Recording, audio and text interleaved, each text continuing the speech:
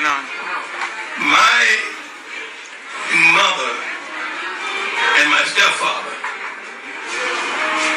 I was late coming home one night. I had been to Sunday school. I had been to church. I went to the movie. And I came home like 10:15 instead of being 10 o'clock. And he was hollering at me. And my mother heard him in the back there. And she came, I heard her pitter-pat, she's coming. She came out, and she had to stand up for this because I don't like to do this too much. She came out, and she pulled off her Brazil. And I never seen my mother like this before. She pulled off her pants. So you know how you guys do, she wiggled around. And she pulled off everything. She had some stockings on. Stockings that you fold down and on both sides of her leg. And she said to my stepfather, "You like what you see?" And he says, "Oh yeah, I love that." And she says, "If you ever call me Junior, call that Junior the way you doing now, you'll never see it again."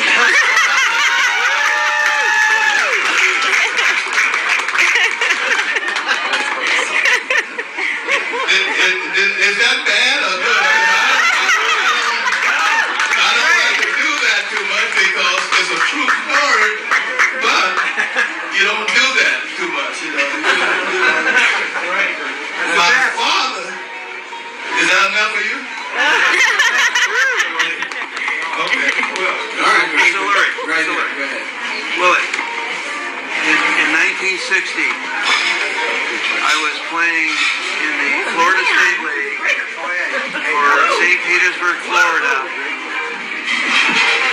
And when we were on a road trip, we would take a bus to the specific town. And when we were outside of town, we'd have to drop off the blacks to stay outside of town, and the whites would stay inside town. Was it the same in the majors as it was in the minors? 1 year. 1 year. 1 year that I had that. We played in St. Louis. What's that town I told you to play? Sanford, Florida. Sanford, Florida. No, it wasn't Sanford. It was Hagerstown, Maryland. I'm sorry, it's Hagerstown, Maryland. We go into this town. We go across the street. We call the railroad track.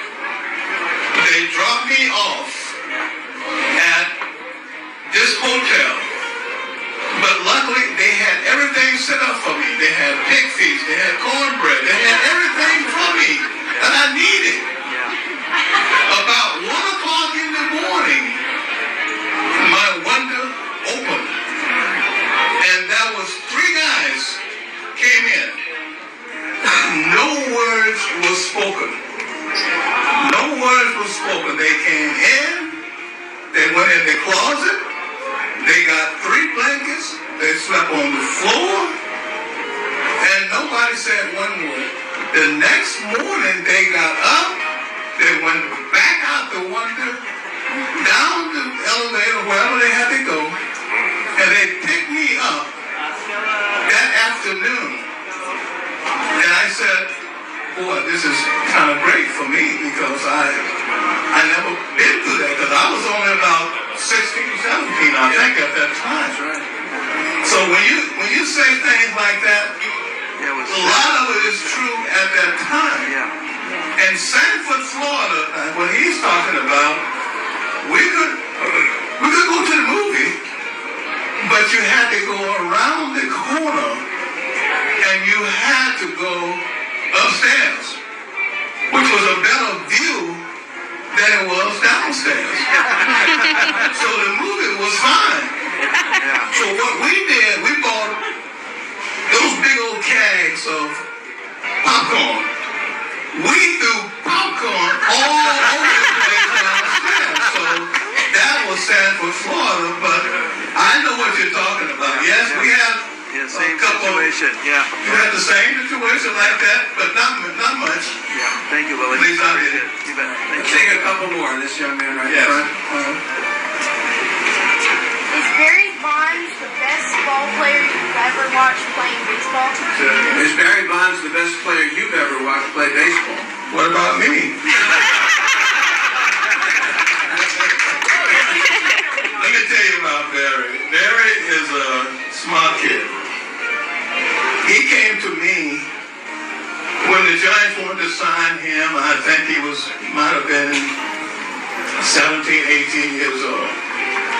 And they wanted to pay him X amount of dollars to come and sign with him. I said, no. He said, why not? I says, education is the most important thing they can't take away from you.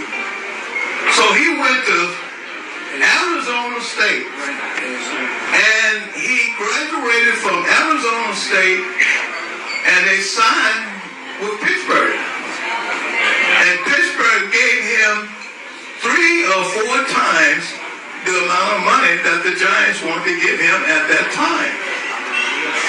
So when 4 or 5 years later, Peter, which was the Giants president at the time, called me. He says, we have a chance to get Barry.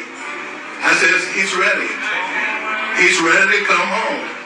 He's ready to do what you have to do, but you got to understand, he speaks his mind, and he might say things that tomorrow he apologizes for.